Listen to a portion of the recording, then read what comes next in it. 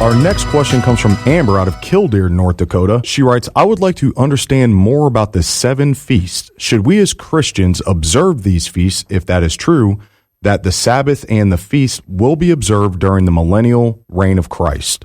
Well, I just opened my Bible to Leviticus chapter 23, because that would be what we would call the central passage that deals with the 7 feasts of Israel. And maybe there are listeners who don't even know what those are, so let me just briefly say. There's Passover, there's unleavened bread, there's first fruits, there's Feast of Weeks, what we call, from the Greek terminology, Pentecost.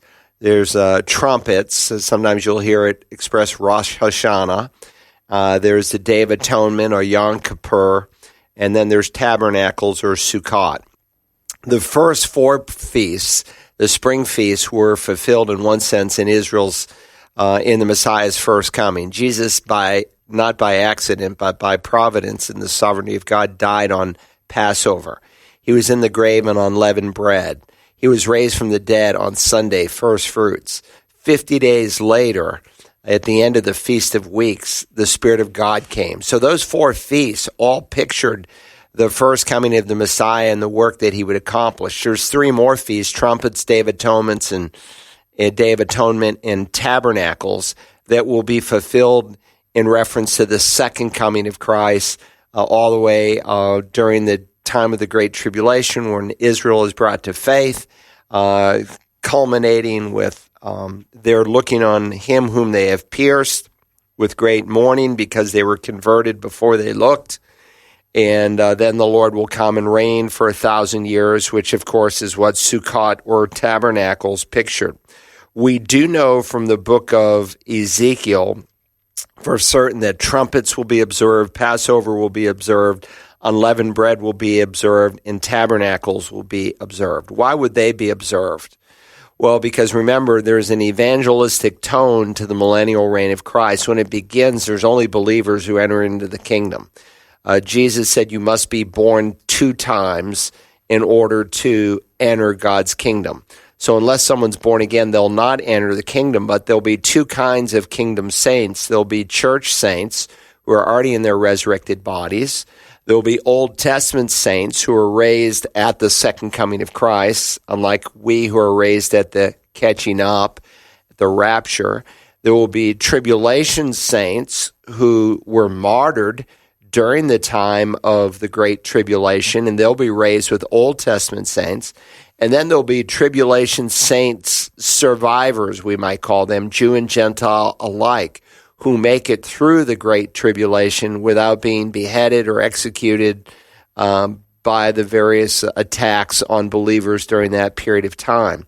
They will enter into the millennial reign in their natural bodies. They will be unlike us in that they will live, number one, for a long time, and that's different from our state today. Today, men live, 70 years, if due to strength, 80. You don't do too many funerals of people in their 90s. It's very rare, though they can happen.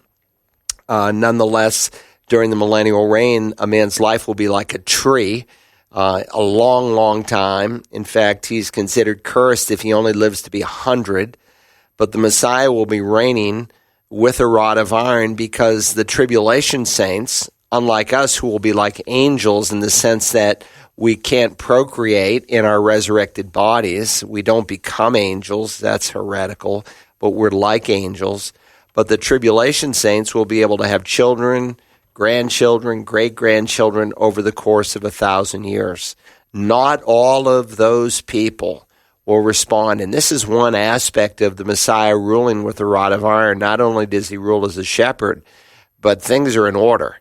And people who don't submit to his lordship, well, that's why someone's considered cursed if they only live to be 100 years of age. And so during that time, there'll be teaching. And God will, in fact, actually reestablish the millennial temple, not to take away sin. It never took away sin, the animal sacrifices. Hebrews chapter 10 says the blood of bull and goats can never take away sin. They didn't take away sin in the Old Testament. They won't take away sin during the millennial reign of the Messiah. They were simply symbolic of what the Messiah was going to accomplish.